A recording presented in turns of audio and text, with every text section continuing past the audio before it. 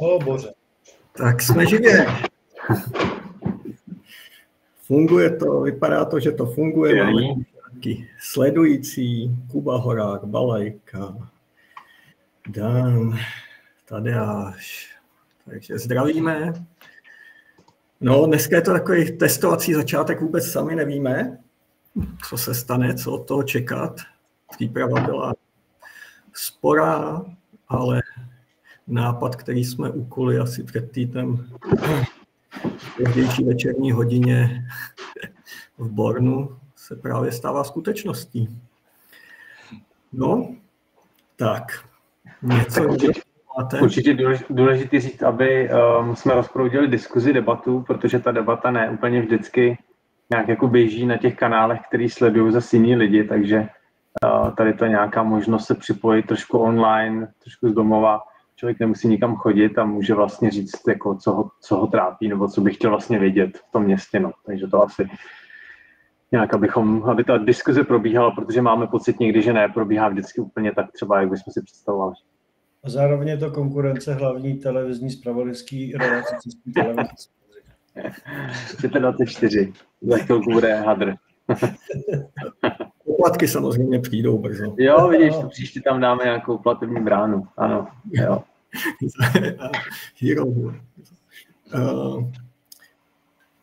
Tak, další lidi se připojí. Samozřejmě, kdybyste kdokoliv měl dotaz, dneska ještě to je trošku technicky komplikovanější, takže chat máme mimo, jinak ho uvidíme líp, ale kdybyste se chtěli na něco zeptat a podobně, tak můžete normálně psát do toho chatu v tom živém vysílání. No, kromě těch samozřejmě nějakých věcí, o kterých by se měla rozproudit debata a nějakých informací, tak je to taky, aby jsme dávali nějaký pozitivní příklady toho, co se stalo, aby jsme taky mohli zvednout náladu.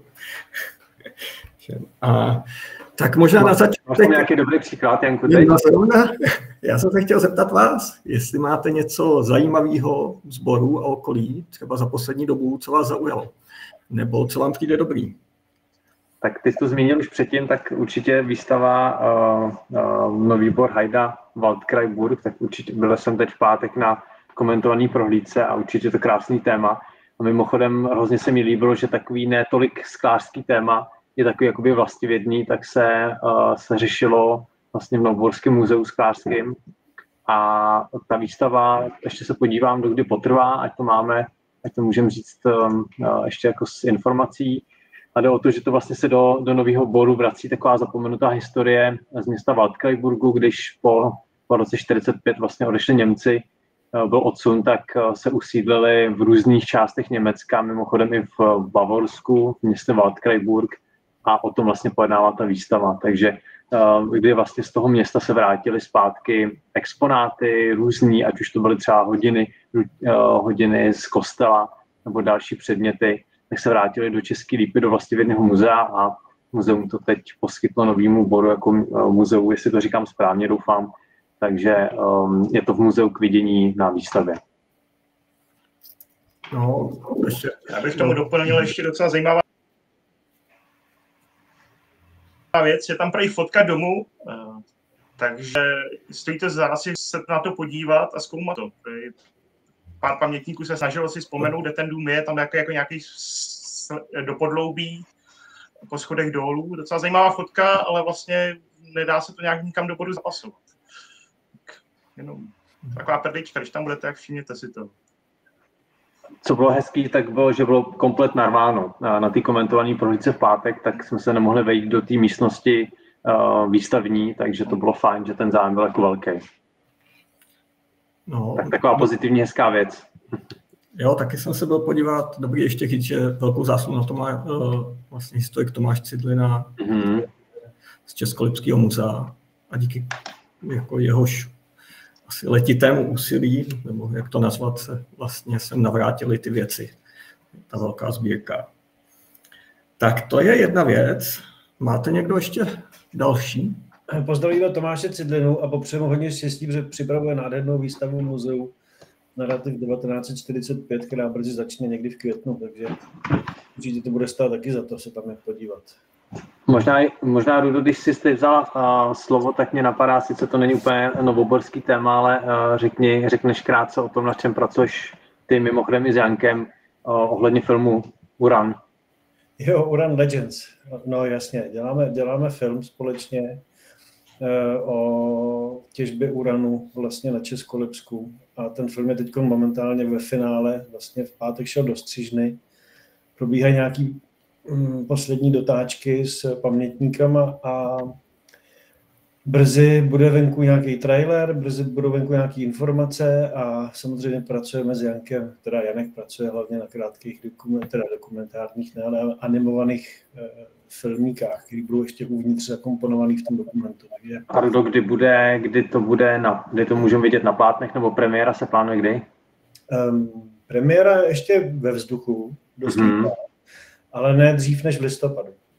To už víme dnes. Ale budeme se hlásit do Jihlavy, to už je jako jistý, takže vlastně první hrubáč budeme posílat v květnu do Jihlavy, nebo v červnu někdy. Takže na konci roku by to mohlo být, to mohlo vidět. Jo, fajn. Jestli můžu jenom, ještě tam je zajímavý, že tam třeba spolupracuje právě na těch animacích a na hudbě Kuba Koenig, kterýho si mnozí znáte, hlavně z té hudební stránky. Jo, jasně. Jirka Gottlieb posílá Uran Legends, že Agio. Výborně, Lípa nás poslouchá. Česká Lípa se připojila, skvělý. Ještě dělají, no, tak možná se poučej taky.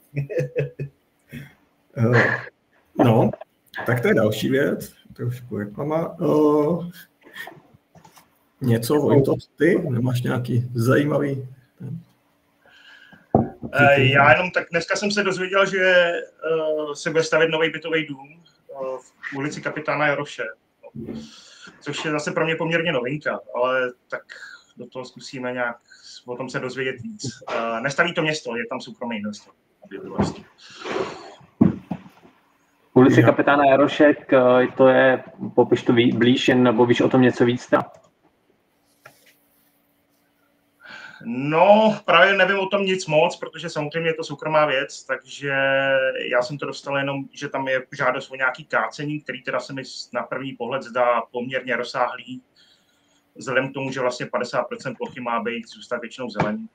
Ale neznám detaily, dneska jsme otevírali datovou schránku jako spolek, kde tady ty žádosti o kácení nějakým způsobem hlídáme.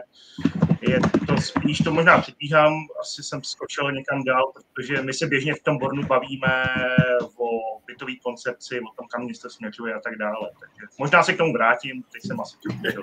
No, já jsem chtěl začít na tu pozitivnější notu. Dobře. Ale tak staví se bytový dům, jako ono to ve svým podstatě může to být pozitivní, ale samozřejmě jako ďábeli v detailu. Že? Ještě zmiňme, že ulice Kapitána Jaroše je vlastně nad fotbalovým hřištěm, nebo nad halou, nad hřištěm, tak nějak kousek i od, dalo by se říct, letního kina. Ulice Husova v podstatě od Michaly dolů ke hřišti a pak poslední ulice vlevo, takže v této části, aby věděli třeba ostatní.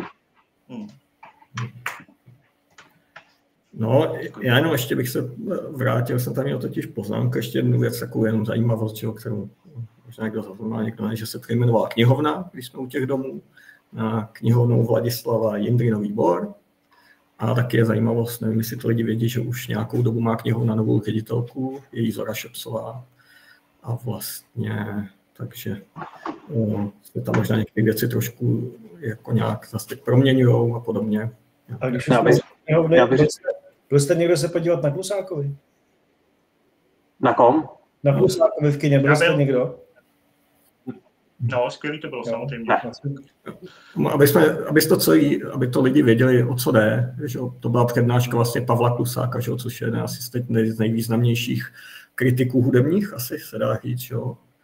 A měl tam přednášku o Suchý šlitr. To bylo nějak určitý období, že? Já jsem nebyl teda, bohužel. Suchý šlitr. Bylo to skvělý, návštěvnost myslím byla slušná.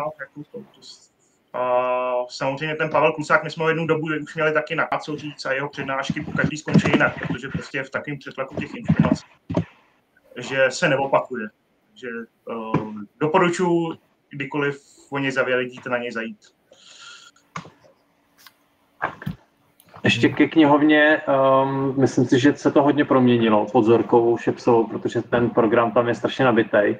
Je tam spousta cestovatelských přednášek nebo i přednášek dalších o nějakých jako knihách. Na podzim se plánuje čtení, co říkal Zorka, takže tam, když se mrknete na program, teď ho hledám, teď ho nemůžu najít, ten program na stránkách města, ale ten program je hrozně nabitej a chodí jako hodně lidí. Takže je to fajn, že vlastně ta knihovna ožilá a je tam i malý, vlastně takový malý sál, nebo malá možná taková přednášková místnost, takže to určitě pozitivní, že ta knihovna prostě strašně jede. Takže hrozně fajn. Hledám program.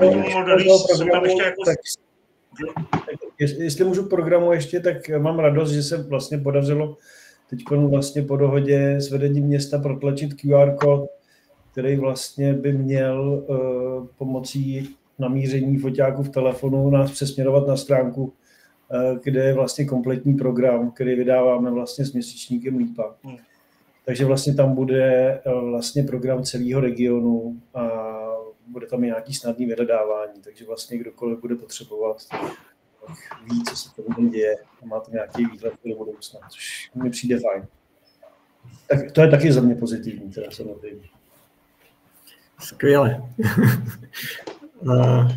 Jinak, bohužel jsem nestihl tohle zastupitelstvo poslední a myslím, že nikdo asi jste se taky nedíval, že? No to se krylo s tím Klusákem právě, takže no, to bylo zajímavější určitě. Tak a zastupitelstvo už je to na webu, nebo není? Ty svoj to říkáš, že to tam ještě není? Nebo Janku? Vojta to říká, to tam bývá tak za týden 14 dní mám. Jsem se díval, zápisy se uveřejňují. Býval někdy i ten audiozvuk, ten myslím, že už taky ani nebejvá, nebo nacházíte ho? Záznam zastupitelstva, aspoň audio, když jo. Tak to bývá se zpožděním. No. Takže většinou, pokud člověk nestihne zastupitelstvo, tak pak je zase jako týden v nejistotě, co se vlastně dělo, protože vlastně není žádná, je ticho. No. Takže se to dozvíme příští týden, takže jestli jsme avizovali, že bychom se pobavili o současných věcech, tak vzhledem k tomu, že jsme to nikdo neviděli a ten záznam jde pustit jenom online, naživo, nejde spustit zpětně, tak máme vždycky problém. Tam asi bych chtěl, možná i když se nás poslouchá někdo z města, tak možnost, aby to tam bylo samozřejmě dřív a ideálně, aby i ten celý záznam, nejenom audio, ale i vlastně video záznam se zobrazoval na webu.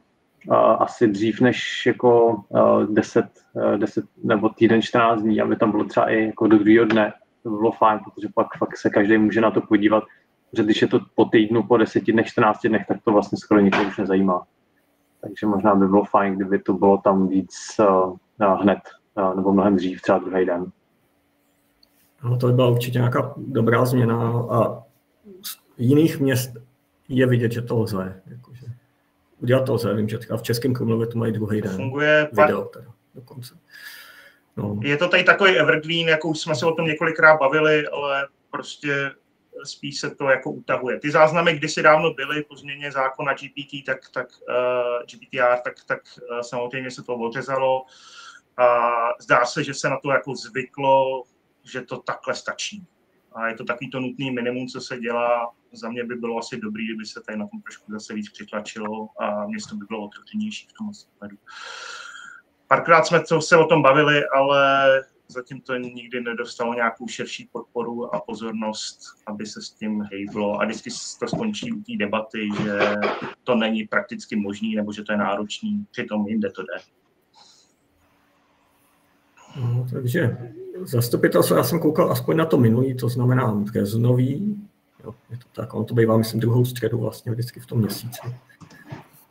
A tam nic extra jako zajímavého, kromě nějakých takových těch klasických prodej pozemku nebo nějaká změna třeba v nějakém usnesení ohledně toho prodeje, pronájmu podobně. De facto furt to samý. Ty zápisy i ty podkladové materiály, které se zveřejňují pár dní předem a může do nich nakouknout veřejnost, se dělají prostě na nějaký minimální hranici. Není tam žádný vizuální podklad, většinou je to nějaký jako hodně osekaný text bez detailů, jak probíhalo jednání, většinou je to vlastně jenom ty usnesení a člověk se vlastně dost často ani nepochopí, o co tam šlo, nebo o čem jde, bylo jádro, nebo jaký byl problém.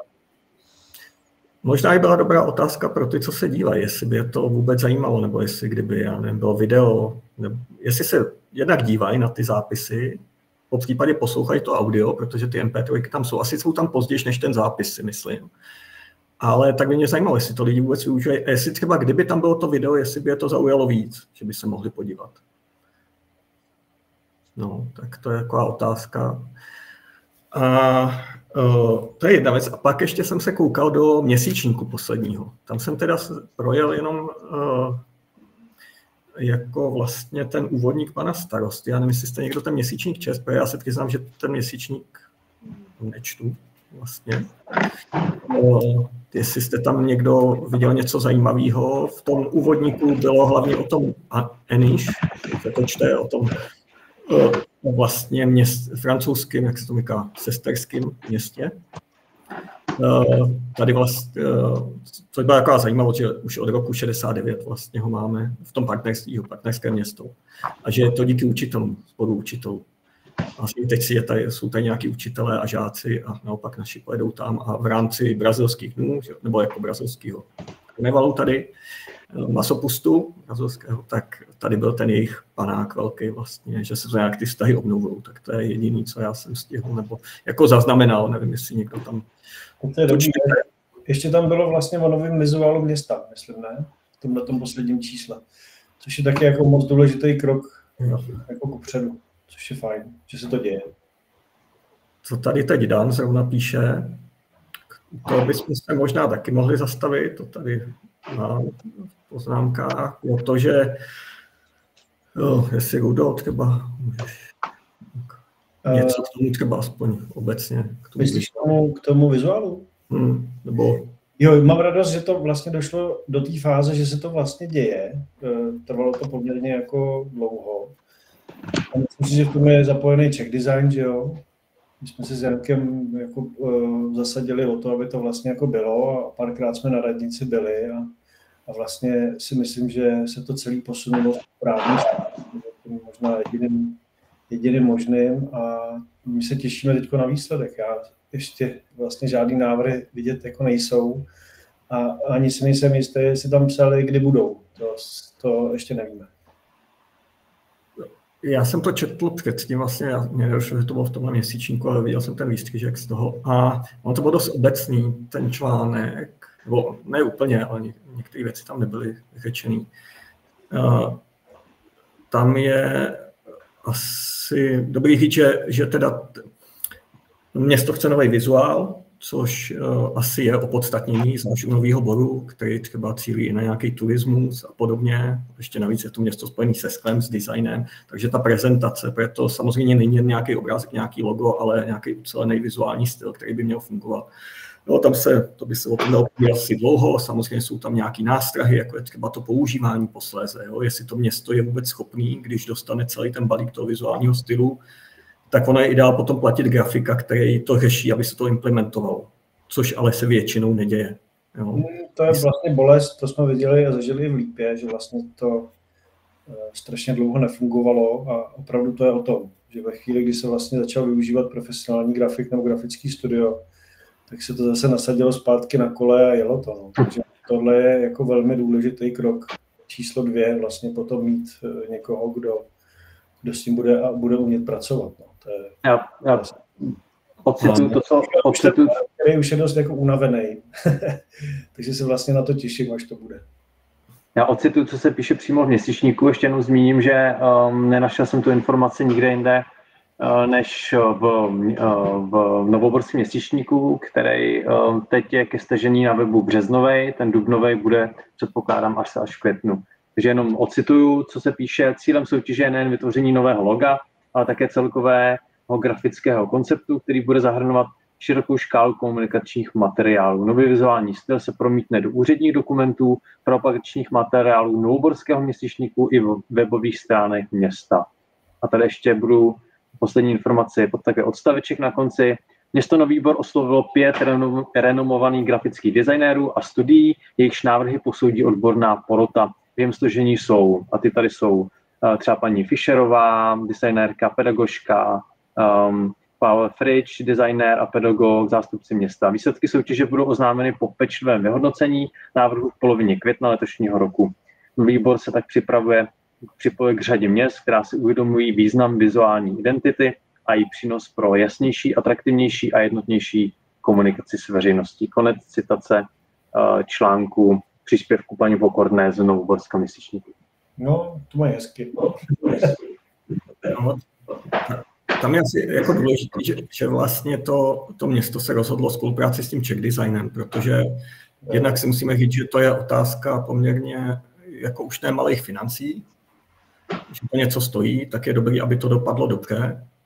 A samozřejmě to město tam nesedí úplně ty praví odborníci vždycky, takže ten Czech Design, ten nabízí, má s tím už nějaké zkušenosti, jednak jako tu soutěž celou uspořádat, ale to je poměrně drahý a Nový Bor se rozhodl jít cestou takový DIY verze, kdy jsou tam nějaké konzultační hodiny a vlastně třeba pomáhají s výběrem té poroty. Jo, v té porotě ty zrovna 2 odborníci, tak já teď ty jména se omlouvám, nevím z hlavy, ale ta grafička, ta vede grafický design na univerzitě v Plzni na fakultě a ten grafik je vlastně tady v Ústí, vede grafický design. Jo, takže opravdu jsou to lidi, kteří k tomu mají co říct a to je dobře, že to bude částečně odborně složená porota, to je důležitý, protože jak říkám, nejde o obrázek, jo, tam jde o celý nějaký systém použití. Úhel, jeden kámen úrazu může být to zadání, který je extrémně důležitý, ale s tím snad design taky pomáhá. Jasně, aby to nadefinovalo, co od toho čeká, co chce, přesně jak to bude využívat, jak s ním bude pracovat.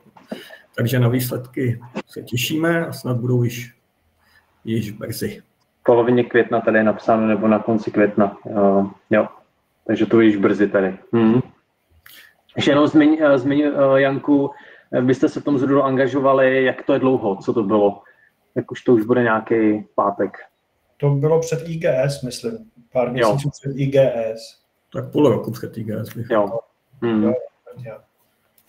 Tak on ten proces samozřejmě je dlouhý a prostě, asi ty úředníci se nevěnují jenom tomu, že mají x jiných starostí a problémů, takže jsme rádi, že to běží. Buďme rádi, že to jako běží a že se to nějak takhle udělalo. Pak ještě k tomu vlastně zastupitelstvu tam mě, což může být jaký oslý můstek, že mě zaujalo, že vlastně byla teď schůze, nebo jako, nevím jestli schůze přímo, ale rozhodně exkurze zastupitelstva do Sokolovny. No. Já už pracovní zastupitelstvo to bylo. Tak. K tomu víš něco, Vojto? Jak to? Nebo... Já nevím, co k tomu říct, protože pracovní zastupitelstva jsou neveřejný. Já nejsem zastupitel, takže já jsem jenom v nějakých poradních orgánech rady. Ale pracovní zastupitelstva jsou neveřejný a většinou z nich není žádný výstup. Takže my jsme tady nějaký, který by prostě byl pro veřejnost. Takže viděli jsme fotky, že zastupitelé se tam prošli, ale vlastně jako z nějaký výstup. Asi to bylo prakticky vlastně seznámení s tím prostorem a vím, že tam dopadlo to participativní rozpočet, že jo? O tom se asi můžeme pobavit víc, co to znamená, co to je, že se zdá, že tady ten prostor bude celá Sokolovna jako vhodná na to, aby se to tady nějak zkusilo, otestovalo, uplatnilo. Jestli k tomu něco řeknete, kluci, jako, co to je a tak dále.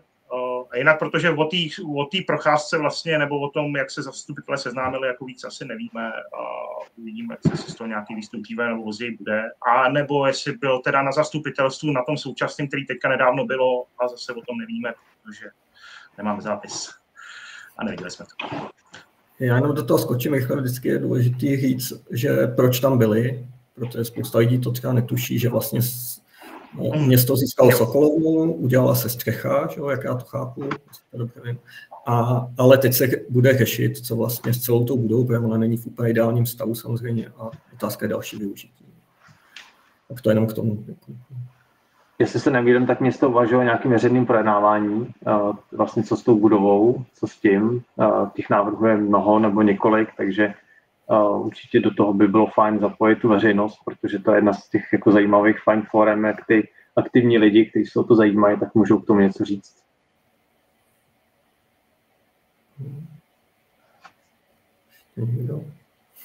Jaké vzpomínky na Sokolovu. A já bych řekl jednu, teď když jsme byli na té komentované prohlídce ty výstavy v muzeu, tak tam byla samozřejmě panel se vzducholodí. Jiné vyprávění, že? Ale bylo zajímavé, že nevím kolik, jestli pár lidí, dokonce 3-4, si koupili lístek, že letěli tou vzducholodí, jo? Což tenkrát stálo asi 200 korun. Jo? A plat běžný nějakého dělníka byl 60 korun. Jo? Takže dejme tomu, že to bylo 100 000 dneska, ten lístek. Jo? Možná. Nějakých 150 skoro, já jsem to taky počítal, pak když to říkala, jestli to říkal Tomáš Cidlina nebo Eliška, teď se nejsem jistý, ale nějakých 150 000 stál na dnešní plat, nebo na dnešní přepočet stál ten lístek. Ale jestli se nevím, tak letělo to z Nového Boru do Drážďan? Jo, myslím, že Drážďan. A jeden ten pán, že jo, takový, on to byl takový ten hodně aktivní, myslím tady, že byl v různých těch spolcích a tak ten ještě stihl nastoupit potom na vlak v Drážďanech a večer v Sokolovně vyprávět o tom zážitku. A prý ty pamětníci říkali, že vyprávění nebralo konce.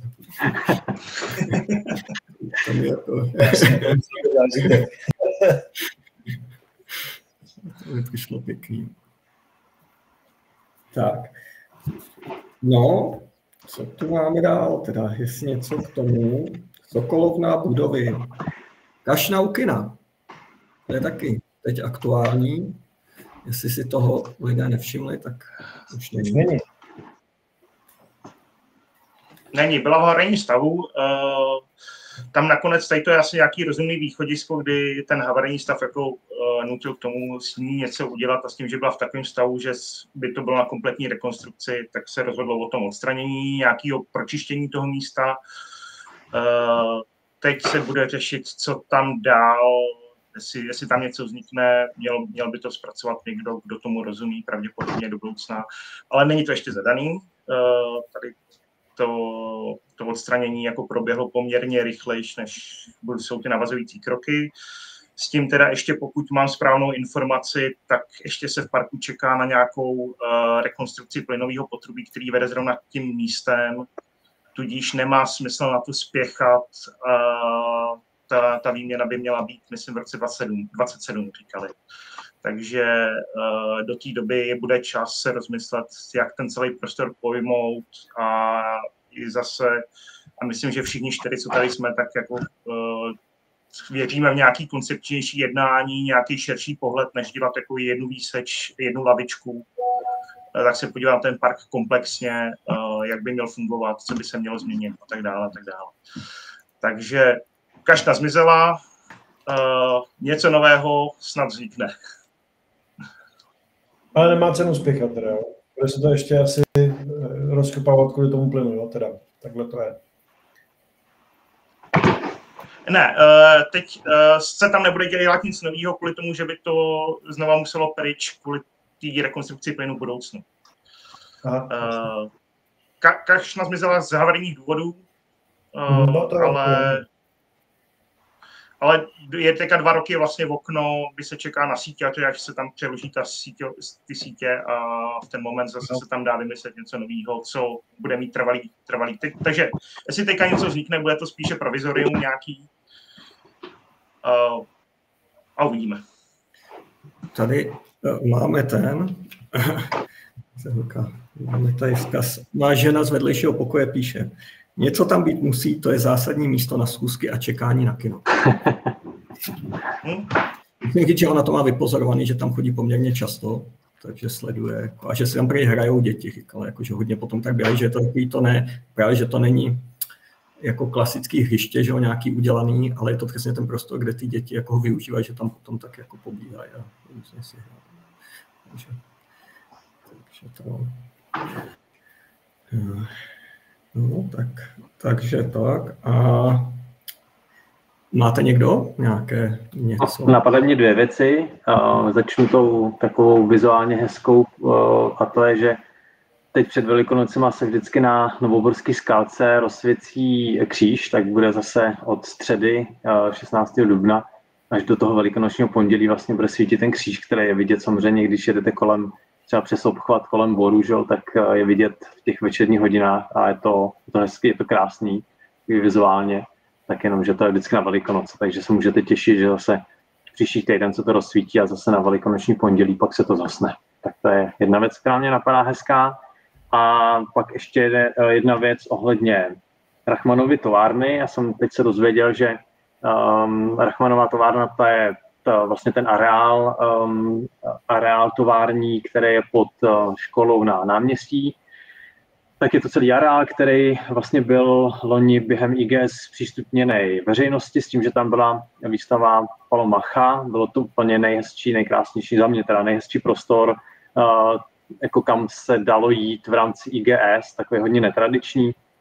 A já jsem se dozvěděl, že ta Rachmanova továrna mají tam být postupně byty a že tedy tento rok snad to říkal, tuším, říkal to i Michal Vlčík, to potvrzoval, takže tento rok tam ještě se nic dít nebude a vlastně ten majitel, to je pan Pejša, takže údajně to chce nebo nabízí to na tyhle obecně prospěšné účely i nadále. Takže to je jenom vlastně dobrý říct takhle do pléna, že vlastně tenhle zajímavý prostor je jakoby volný. Samozřejmě problém je ten, že ten prostor není nějak zabezpečený, takže pokud by se tam chtělo cokoliv dát, tak je to problém. To si třeba nemůže dovolit Skářský muzeum, který má vlastně ty všechny sbírky nějakým způsobem zapsaný a nemůže tu sbírku, jakýkoliv vlastně exponát dát do té továrny nezabezpečení nebo do toho celého prostoru, protože to má nějaké podmínky. Já jsem o tom mluvil i s Petrou Eichmannovou, jsem si ji na to ptal, že mě to přišlo jako skvělý prostor, třeba i v rámci skářských slavností tam něco dát,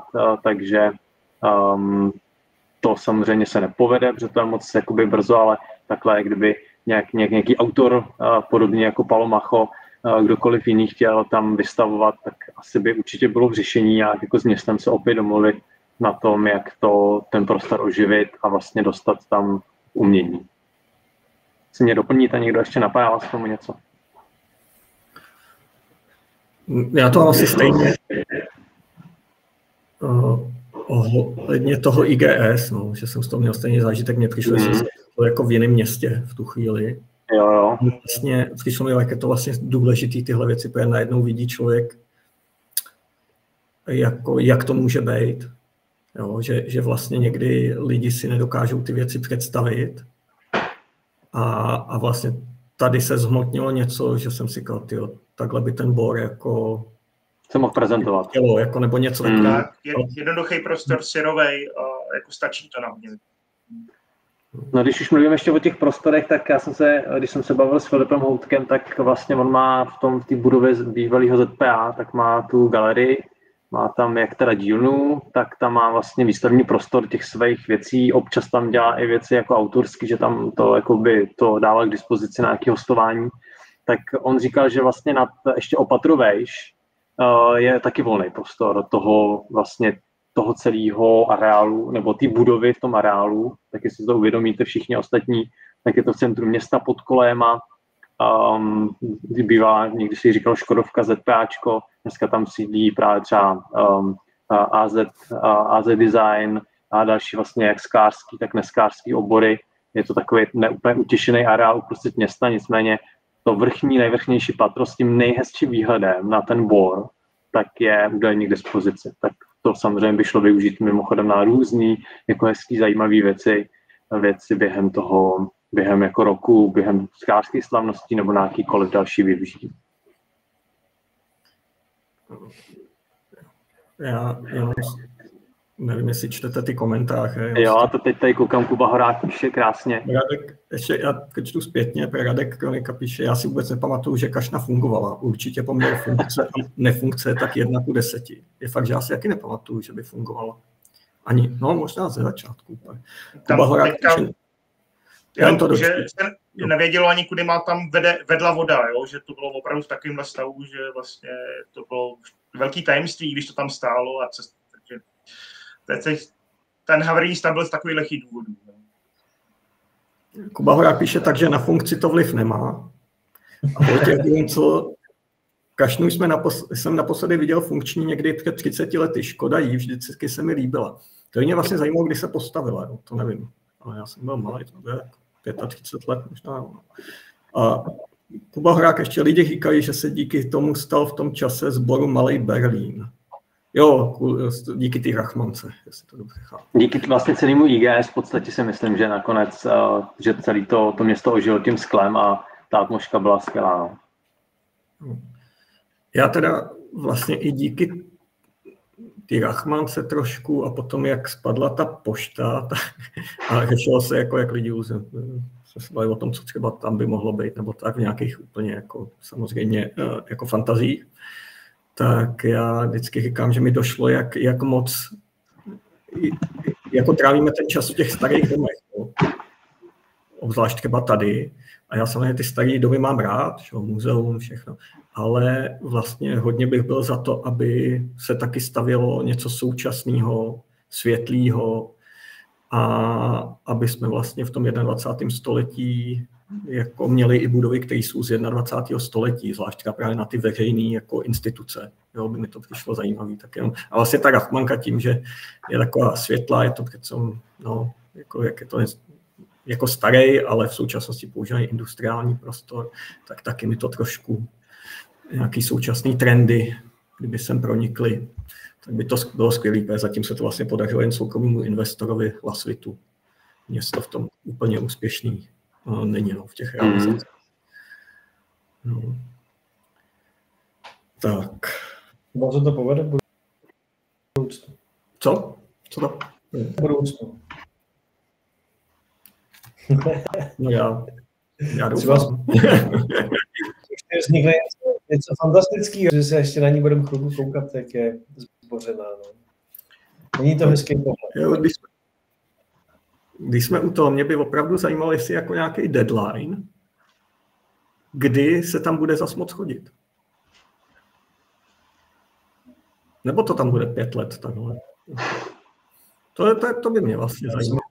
Jo, ale otázka, no. Když je to soukromý vlastník, tak těch možností je míň, ale pořád tady jsou nějaký, že jo, no. Tak co můžou dělat? Můžou je pozorňovat, poptávat, posílat jim posílky, telefonovat. Nevím. Jenom, že zasahují. Mám informaci, tak myslím, že nařízený zbourá první patro. Jo. Že se zbourá první patro, pak asi v ten moment se dá to omezení nějak jako zmenšit, co tam je. To je informace, kterou jsem zase jenom zaslech, nemám ji ověřenou, ale myslím, že to možná i zaznělo na tom zastupitelstvu nějaký. Ono, jak vlastně tam je to oplocení, tak ty lidi vlastně, ten přechod dneska jakoby nefunguje, tak ty lidi tam stejně chodí. Ono tam vlastně projít po takovém záhonku a tak podél toho plotu se tam dá nějak jakoby prokličkovat.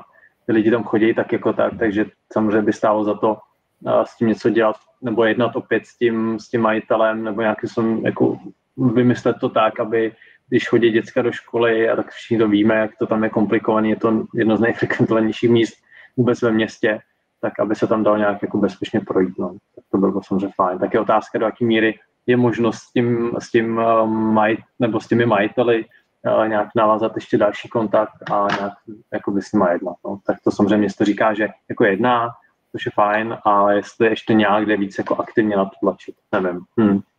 Těžko říct. Já jsem tam tudy začal v jednu chvíli chodit jako vyjádření občanského protestu.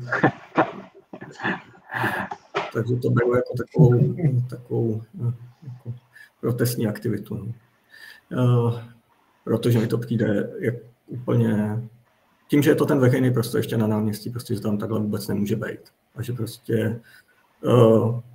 prostě musí být způsob, jak to vyřešit. Že prostě tohle nelze. To je... Takže tak. Když se bavíme o tom veřejném prostoru, tak mě napadá, že tu už jen kousek taky s několika lidmi z Boru jsme se bavili, že by bylo fajn během nějakých akcí zavřít komplet tu část mezi kruháčema, to znamená mezi kruháčem u pošty a mezi kruháčem u úřadu B na tom Tyršově náměstí, tak kdyby třeba i tato část byla zavřená na stálo, a byla zavřená tak, aby se jezdilo kolem, tak to je jenom takový nápad.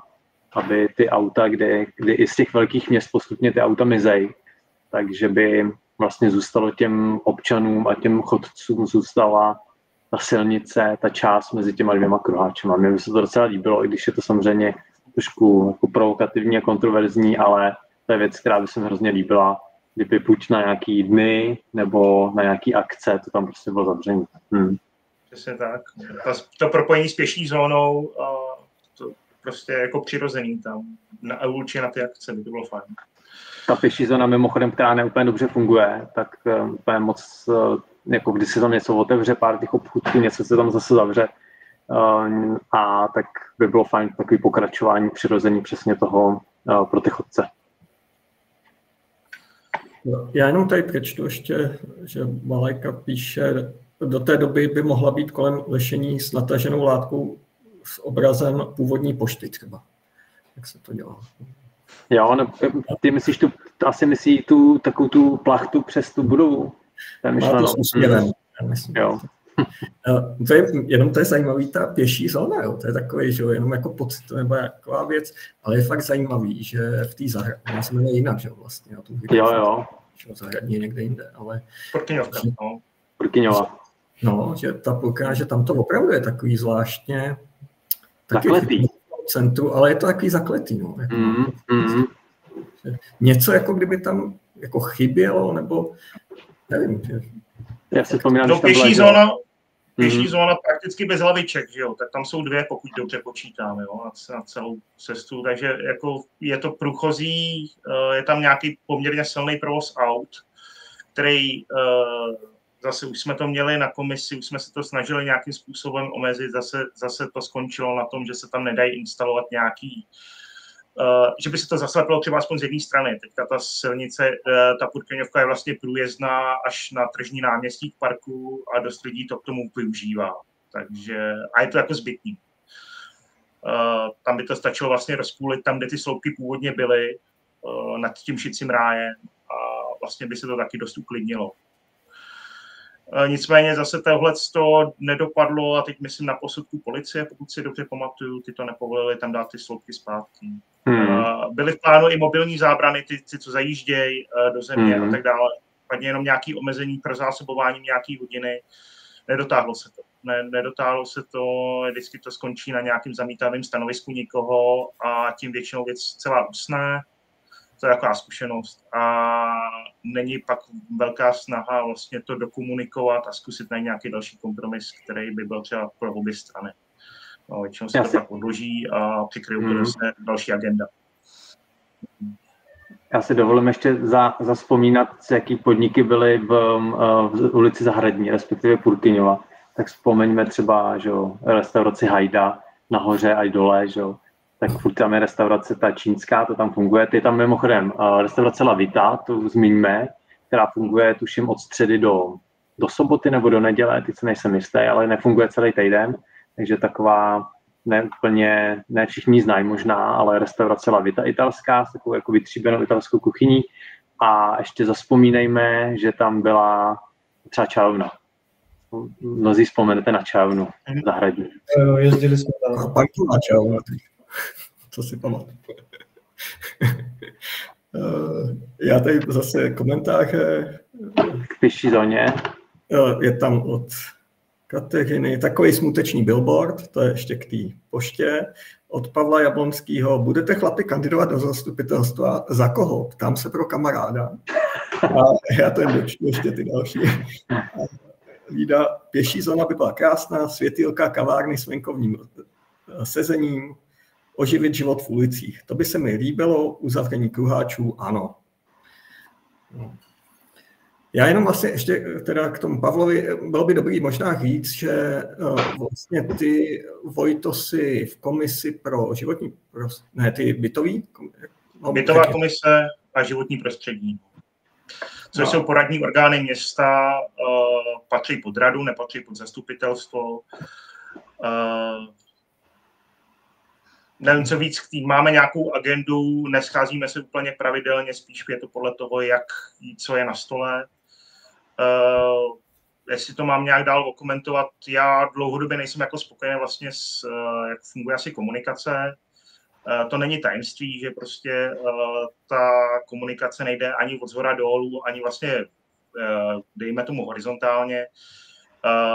Takže ačkoliv jsem v těch orgánech, tak vlastně hodně věcí se ke mně jako vlastně nedostane, případně si je zjišťuju přes nějaké přesně spolky, svoje soukromé datové schránky a tak dále.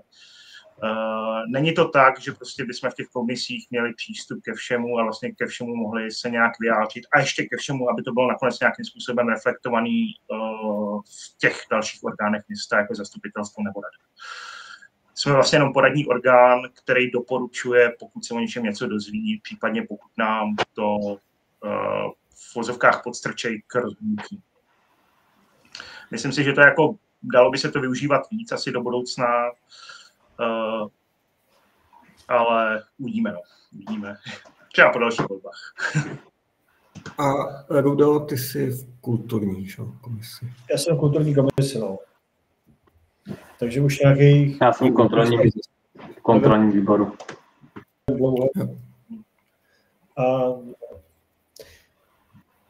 No, takže pracujeme na... A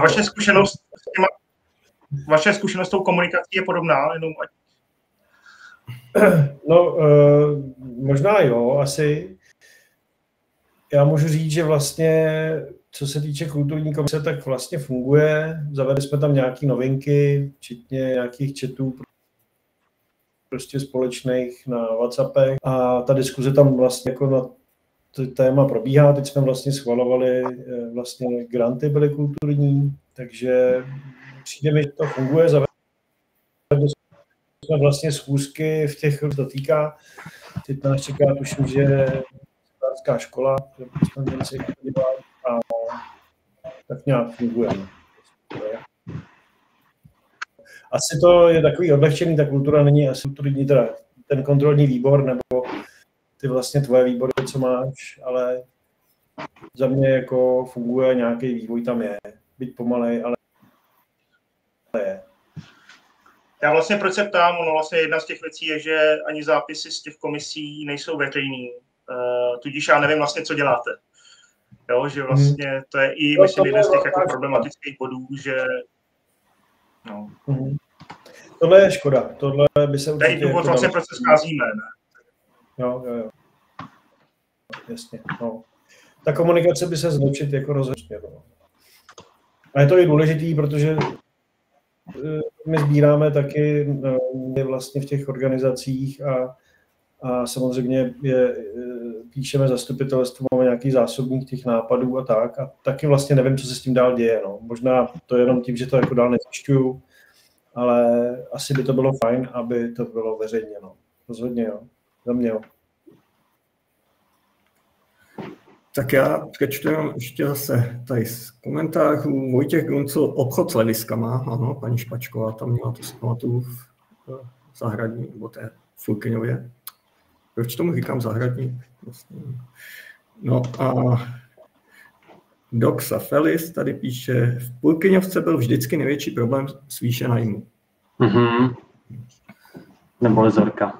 A ještě tady, já teda odpovím, co psal Pavel, co se ptal Pavel Jablonský, a sice na otázku pro kamaráda, jak se ptá teda, tak jestli budeme kandidovat do zastupitelstva, tak já určitě jo, jenom teď určitě zatím není jasný, jak to, za koho, takže tak odpovídám ano. Já to taky zvažuji velmi spíš ano. Ostatní, třeba Vojta Ruda, jak jste na tom? Já jsem kandidoval už za stranu nezávislých a asi v tom budu pokračovat. A mě baví asi ta práce takhle z pozadí, asi úplně zastupitelstvo není pro mě jako cíl, ale ta analytická práce na nějakých podkladech je asi fajn. Ale mě baví taky dělat vlastně cokoliv v tom veřejném prostoru, být jako u toho, ale že bych jako musel kandidovat, to úplně nemusím. Jako, jo. Radši budu a to je pro mě důležité.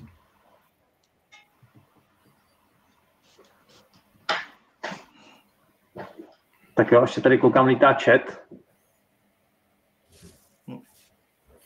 Jo. Myslím, že jsme vzbudili zájem tou Purkyňovkou, respektive tou zahradní, tak ta myslím, že v nás všech jako rezonuje, protože to furt jako je takový, jako má v těch velkých městech jsou ty pěší zóny, tak jako my v tom malém městě tady na Boru máme tu zahradní, tak tady ještě píše, že tam byla Astara Design, vzpomeňte si, tam bylo tehdy ten Glass District, takovej, to tehdy dělal Láďa Žíla, takový jakoby hezký koncept, kdy se tam mohlo přijít na kafe, byla tam takový krátkodobý výstavě, tuším, si vzpomínám třeba na Arno Čančík, tam měl taky nějaký rytiny jeho a věci a mohl tam člověk přijít jako na kafe, přečíst nějakou jako knížku z oboru, mohl podiskutovat o tom, co se jakoby děje a asi takovýhle prostor docela jakoby chybí v tom Boru.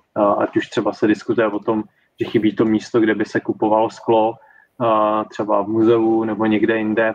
Teď nově se diskutuje o té budově speciální školy, kde by mohla vzniknout ten depozitář, ale to je zase na dlouhou věc. Takže ještě a teď je tam lavita. Jo, tady je komentář. Jo.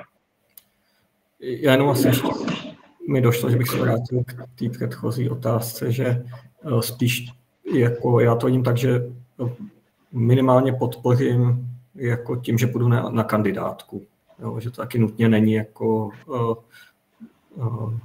být nutně v zastupitelstvu, ale spíš prostě minimálně být nějakou podporou někde a právě pak fungovat v tom prostředí. Tady píše Doxav, nejdůležitější by měla být komise pro rozvoj. Zápisy z komisí nejsou veřejné, protože to jsou komise rady. Ještě tady by bylo dobrý říct, protože to třeba dost lidí nemusí vědět, že jsou dva orgány, že jo, rada a zastupitelstvo města. Zastupitelstvo je ten širší a rada je ten užší, tam je méně lidí, vlastně vybraný z toho zastupitelstva, řeknu. A to je taková, ta rada se dá přirovnat takový vládě. Vlastně, kdyby se to přirovnali ke státu, tak rada je vláda. Já bych ještě k tomu doplnil, komise jsou... Parlament, jako, jo. No, to jenom k tomu. No. Že komise vznikly nově do tohohle jako volebního období, co máme, předtím byly výbory, které byly pod zastupitelstvem a ty zápisy byly veřejné. A teď je to vlastně jako nová věc, dejme tomu nová věc, už 2 roky stará. Furt asi to úplně nesedlo, tak jak by mělo teda. A myslím, že tam je ještě dost čas, nebo možná je teďka ten správný čas zvážit, co vlastně funguje a nefunguje a zkusit třeba nějaké věci nastavit jinak. To, že zápisy nejsou veřejný, je nějaká jako technická věc, to se dá změnit prostě jedním rozhodnutím. To není stejně jako to zveřejňování zastupitelstva, jo? Nebo videozáznam ze zastupitelstva.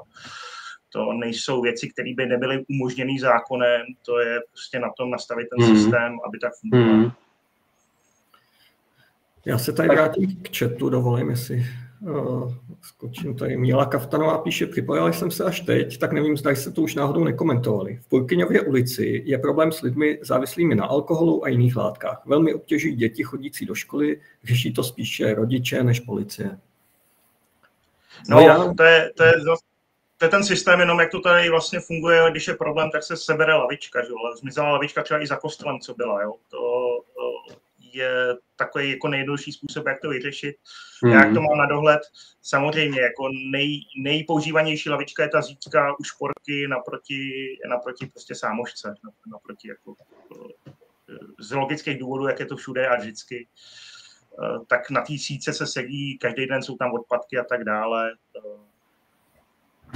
Asi se to dá nějakým způsobem řešit. Není mi jasný, proč vlastně furt to není tady ten veřejný prostor, proč vlastně se tváříme, že to tak není.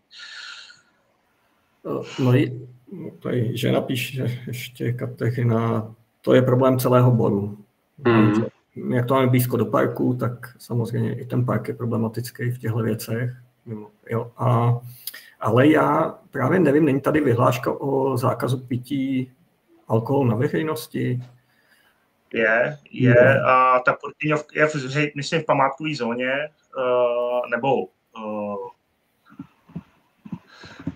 takže nevím, nejsem si jistý, myslím, že to je nějak vytipovaný, Purkyňovka je mezi nimi. Není to po celém Boru plošně, je to někde a Purkyňovka je určitě tam, kde je to zakázaný. Vlastně jediný, co se s tím dá prakticky dělat, je, když tam lidi uvidíte, zavolat městský policajty. A prostě já, jak jsem ekoaktivista, tak prostě vím, že musím být kverulant, že prostě musí člověk popohánět tady ty věci, aby se děly.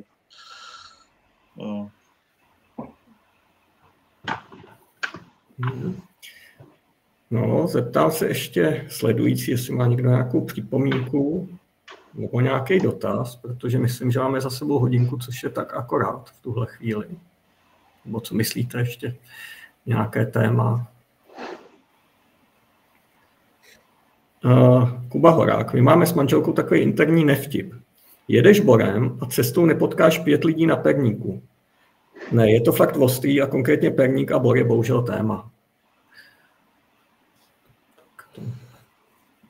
To asi není. Není co dodat. To tak je. No, možná jako anekdota, na internetu najdete mapu varen a pěstíren. Zveřejňuje tu statistiku policie České republiky a dá se proklikat, kde kolik je varen a pěstíren po republice. Je to takový hezký průvodce.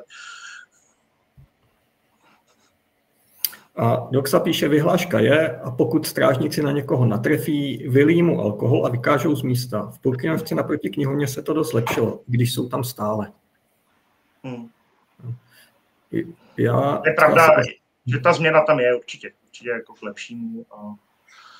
Tak oni ty lidi nepřestanou, oni se pak přesunou stejně někam jako jinam, že jo? Takže ten Borek je malej, tak si přijdou z parku o 200 metrů dál někam, ale prostě někam se zase zašijou. Takže tohle je problém řešit ještě jako jinak od spoda, prostě trošičku, jo. Tohle už je důsledek, to poslední, co zbývá, zavolat policii, že jo, ale ta prevence může být ještě někde jako jinde, daleko předtím, než se tyhle ty věci dějou. To je důležitý. Tadeáš Matouš píše, bohužel městská policie moc nefunguje. O jeho osobní zkušenosti něco vím. Je to jak kdy. Verla Kučerová, zdravím vás, pánové, až teď Purkyňovkou prostě policie nechodí. Minimálně a nic moc neřeší. Jsem kverulant a proto už mi MP neodpovídá. No tak Vojto.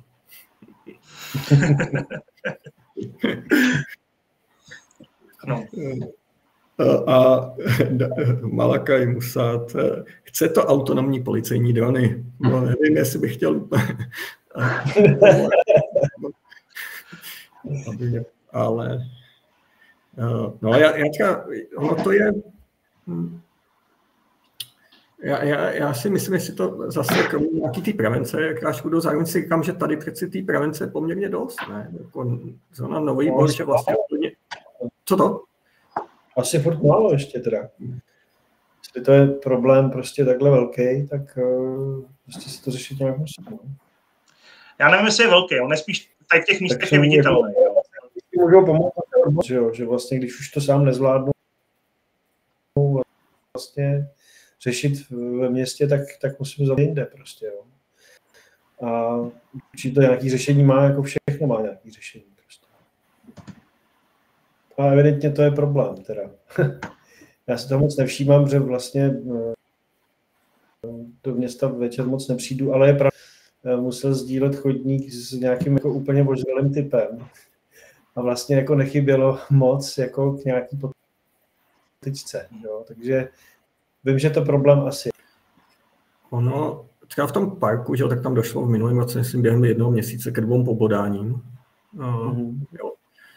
Což už jako něco naznačuje. A říkám, já tam taky chodím na parku poměrně často. A to já mám jako poměrně jak sociální cítění a všechno, ale není to dobrý prostě v tom parku tohle, že tam jako v 10 ráno vlastně na lavičce jsou už poměrně lidi jako v nějakém jako podnapilém stavu dost a křičejí na ně ze zhora ze hřiště dalšího. To už si říkáš, to už není úplně centrum města, ještě pár lidí si procházet. A jenom ještě doplním, já u toho parku si třeba pořád říkám, a je to moje laická jako nějaká vize nebo představa, že je dobrý prostě, že podle mě to je taky o tom, že to místo nemá pozornost. Jo. Že vlastně tam jako není upřená pozornost. A já si myslím, že to způsobuje to, že je tam noční provoz, jo, to znamená kino a diskotéka. Jo, ale přes den tam vlastně to je průchozí místo a zároveň už se tomu některý lidi možná i vyhejbají. Jo. A v tu chvíli to místo vlastně může takhle fungovat. Jo. Možná, kdyby se tam nastavil nějaký denní provoz, jako byla tam denní kavárna, no tam jako je, že? Ale v tom kyně za mě úplně není jako nejfunkčnější. A to není zlé. Jako není to úplně v tom, kdyby tam opravdu chodil větší počet lidí, tak v tu chvíli tam je nutně přitažená ta pozornost. Jo. A v tu chvíli už tam třeba ty policisté častěji půjdou nebo něco a minimálně už se to jako vlastně tím, že tam ty lidi budou, tak už se to samo jako kontroluje, nebo jak to říct, jo, si myslím trošku. Jo, že už to volej, no. Tak možná místo a pak ještě těm technickým věcem. Jenom, že parky mají jako nějaký návštěvní řád, který se dá nastavit a je to pak další prostě jako opušek pro tu policii nebo jako možnost, jak zasáhnout, když něco po 22. hodině třeba nemusí tam jako člověk sedět na lavice, jo. Jasně, že to jako nemáme park, který by byl ohraničený teda jako plotem, ale stejně návštěvní řád tam může být vyhlášený nějaký. To jsou jako nástroje, které fungují jinde, dají se používat. Tady zatím taky na to nebyla upnutá pozornost, aby se s tím něco dělalo jako vlastně jinak, než s těma současnýma způsobama, metodama, na který jsou tady lidi zvyklí. Rudo, ty jsi chtěl něco? Ne, je to výzva, protože vlastně tam do toho bude něco jiného jinak, tak třeba prostě přesně práce pro nějakého architekta, aby navrhnul to celé řešení té části toho města. Aby se tohle tam nedělo, tak se to musí prostě asi celkově změnit. Tomu já nerozumím, to je otázka na úplně někoho jiného. No. To já se jenom domnívám. Já tady přečtu z komentáře, který se tu nahromadili. Doxa at Park, kdybychom všichni kašlali na pověst parku jako nebezpečného místa, problém by se vyřešil sám. Ale když tam lidé nechtějí chodit, protože tam keď si potkají divné lidi, tak tam hod ty divní budou nalezení, poněvadž nikdo rušit nebude. K tomu bych dodal, že já takový problém tam chodit nemám, tak některý i znám z té lavičky, ale to neznamená, že to tak platí pro všechny a podle mě tohle není přístup, kterým by se na to mělo nahlížet, jo? Protože člověk musí myslet na ostatní lidi v tom městě, stejně jako, že tam chodí lidi s pitbullama, kteří jsou bez obojku a na volno. A tvrdí mi, když je konfrontuju, že vlastně ten pes je vycvičený a že ho prostě na vodu dávat nebude. A prostě, jako já si pamatuju, jak jsem jako malej kluk prostě viděl psa v ulici a chodil jsem po ulici vedle, protože jsem se prostě bál třeba, jo. A nebo babičky, kteří tam chodí s malýma pejskama, jo, a tak. Tak to je podobný jako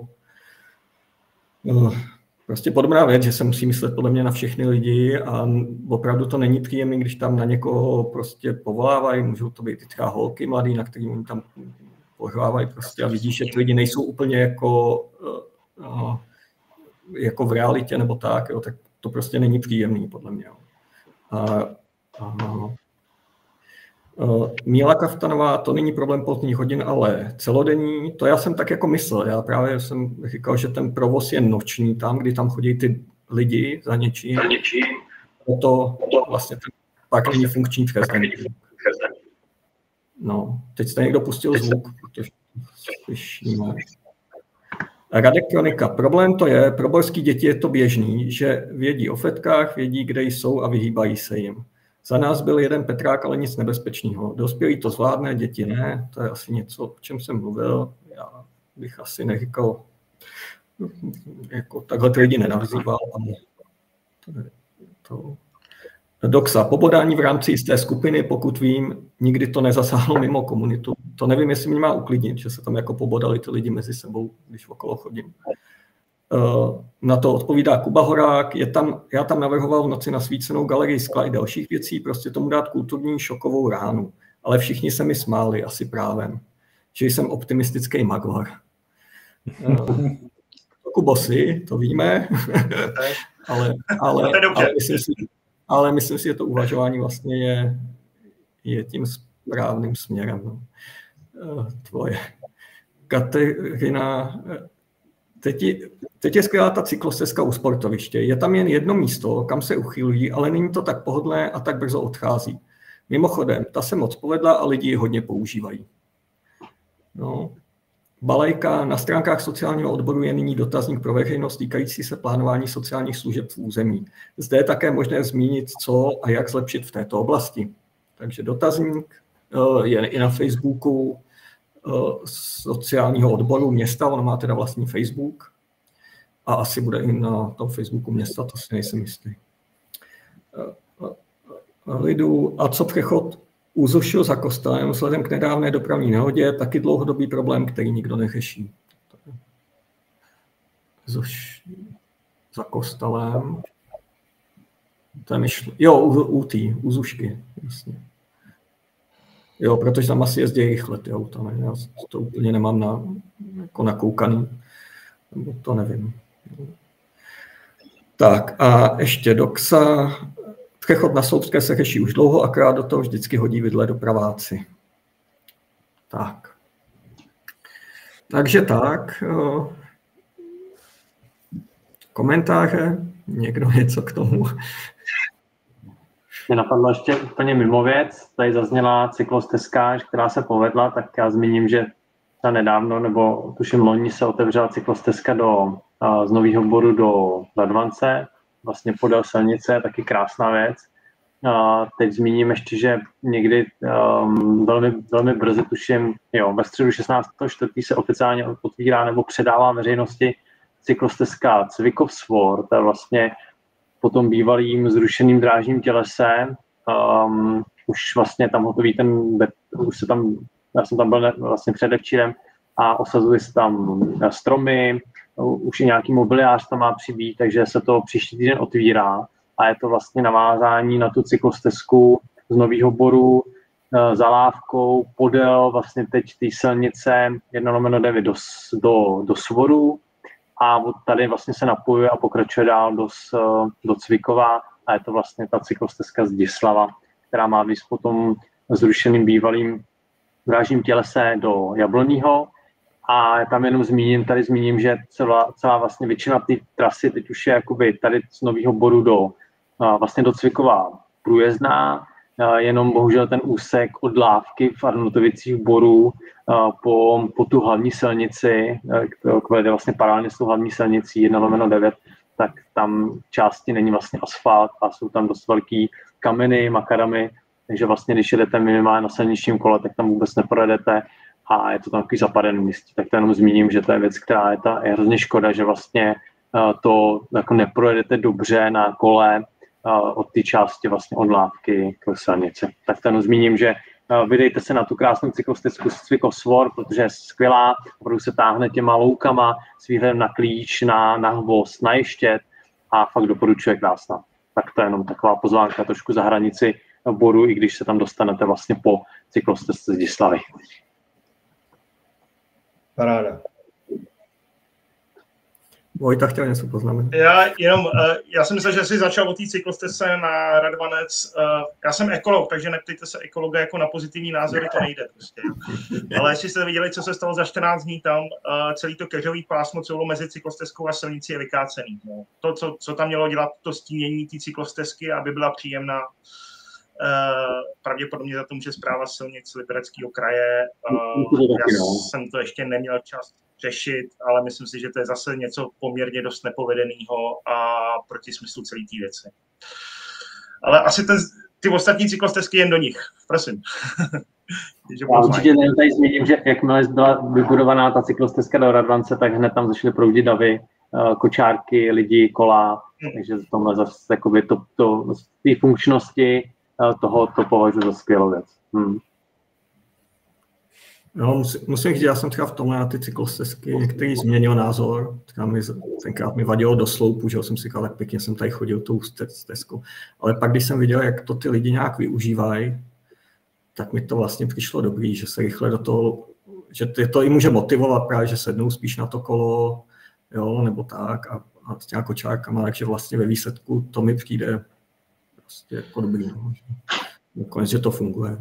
Mění možná, že některé ty cyklostezky bohužel do dneška nejsou na mapě cyklistický, to znamená, že nejsou zařazení mezi v podstatě oficiální cyklotrasy, cyklostezky Libereckého kraje, takže tam vlastně sice jsou postavení, ale nedočtete se o nich třeba v mapách CZ. Tak to jenom, že vlastně cyklista pak, když plánuje si tady třeba turista, který to tady nezná, a chce si to naplánovat, tak ne vždycky si to naplánuje, protože to není v mapách CZ.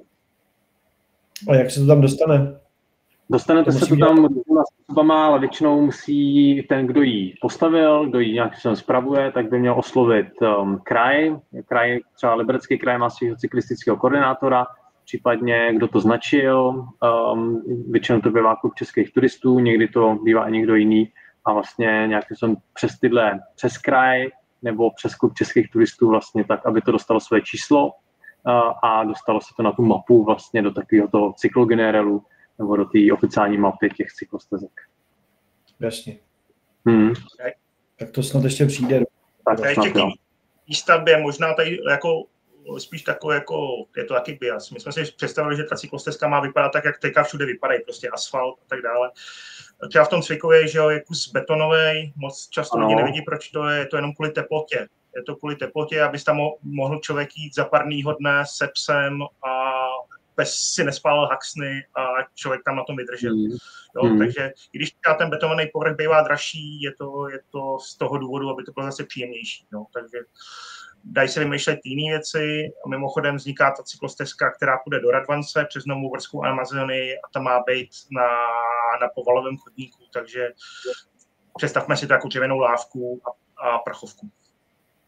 Ještě možná, když jsme u těch cyklostezek, zmíníme, že město Nový Bor furt prodlužuje tu část na Českou Lípu, vlastně o tom se mluví dlouho, tam snad Česká Lípa není v tom moc úplně aktivní, ale Bor pořád vykupuje nějaké další pozemky, tak aby to prodlužovalo směrem vlastně k té Amazonii a dál do zádu, pak snad se jednou dočkáme toho, že bude podél té silnice hlavní, budete moct jít na kole bezpečně a ne po té hlavní, nebo přes Skalici, nebo přes Loup. Tak já ještě přečtu komentář. Co to? Ne, já jsem jenom chtěl ukončit fórum, že nejdřív pojedeme jezdit Česká Lípa Bor na kole a doufám.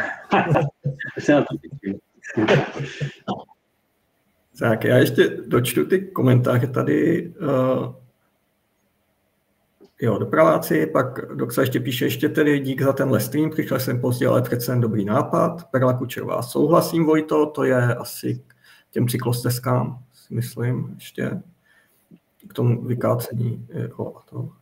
Tak, potom Kateřina, cyklostezky jsou super, ale chce to s rozvahou, no, mně se strašně líbí, jak to v Anglii v některých místech společně s pěším úplně nahrazuje silnice. Kuba Horák, musím padat, ale přidávám se s poděkováním za stream. Příště pomůžu s propagací, mějte se. A balalajka taky mizím, dík a příště. A já myslím, že je přesně čas taky, aby jsme mizeli, tak akorát. Máme hodinku a 20 minut, což jsem vůbec nečekal, že se dostaneme na takovýhle čas. Já bych ještě tady řekl s propagací, no my jsme dneska to vlastně opravdu dali jen tak do naší bubliny, protože jsme to chtěli otestovat, vůbec jsme nevěděli, jak to bude fungovat technicky, jak to bude fungovat takhle vůbec nám. Potřeba jsme to vyzkoušet na vás. A já bych chtěl jenom říct, vlastně ještě nevím, jak se dohodneme, jak často to bude. Zajímalo by mě, jestli vám třeba vyhovuje ta neděle, ale samozřejmě, protože je fajn, když jako reagujete a když právě budete mít třeba nějaký dotazy. Zároveň celý ten stream bude nahraný a dáme ho online.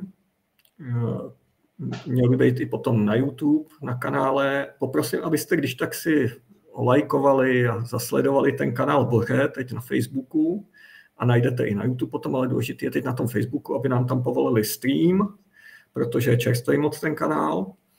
A samozřejmě napište tam potom třeba nějaké své dotazy. Jo, můžete napsat, co by vás třeba zajímalo, nebo tak. Mě napadá jako dotazy a témata na příště klidně. No, témata, ano. O čem by se dalo pobavit. Můžeme se třeba i připravit trošku, nebo se někoho zeptat a tak. No já nevím, jestli ještě někdo z vás něco máte k tomu? Možná v budoucnu bude nějaký zajímavý host i třeba, že jo, součástí. My jsme tady byli jenom my 4. Tak asi dobrý, tak dobrou noc všem. Ještě poslední tady přečtu na odchodnou. Malajka, díky a příště. A Kateřina, technická, Janek napudrovat, Vojta Ruda zlepšit připojení a Honza super. Děkuju, byla to pecka. Dobrá, musí se hned pudr. Tak se mějte všichni krásně a pěkný. Ahoj. Ahoj. Čau.